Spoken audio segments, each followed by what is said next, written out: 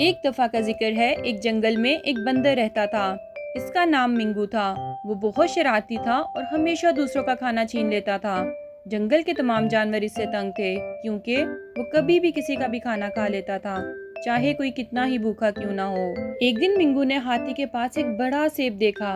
بندر کے منہ میں پانی آ گیا اور وہ ہاتھی کے پاس گیا اور سیب چھین کر درخت پر چڑھ گیا اور درخت پر چڑھ کر سیب کھانے لگا۔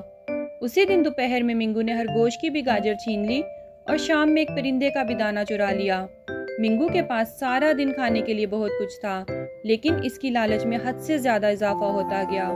اگلے دن جنگل کے تمام جانوروں نے فیصلہ کیا کہ وہ منگو کو سبق سکھائیں گے، اس لیے سب نے اپنا اپنا کھانا چھپا لیا۔ جب منگو آیا، اس کو کہیں بھی کچھ کھانے کو نہ ملا۔ منگو نے سوچا آج کا دن ہی برا ہے، لیکن اگلے دن اس کو کچھ کھانے کو نہ ملا۔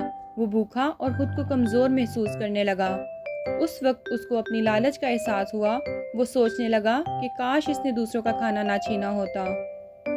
آخر کار منگو نے جانوروں سے معافی مانگی اور وعدہ کیا کہ اب وہ آئندہ کبھی لالچ نہیں کرے گا اور نہ ہی کسی کا کھانا چھینے گا۔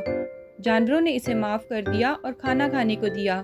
منگو خوش ہو کر کھانا کھایا اور ہمیشہ کے لیے لالچ سے توبہ کر لی۔ اس کہانی سے ہمیں سبق ملتا ہے، جو دوسروں کا حق چھینتا ہے آخر وہ خود ہی نقصان پاتا ہے۔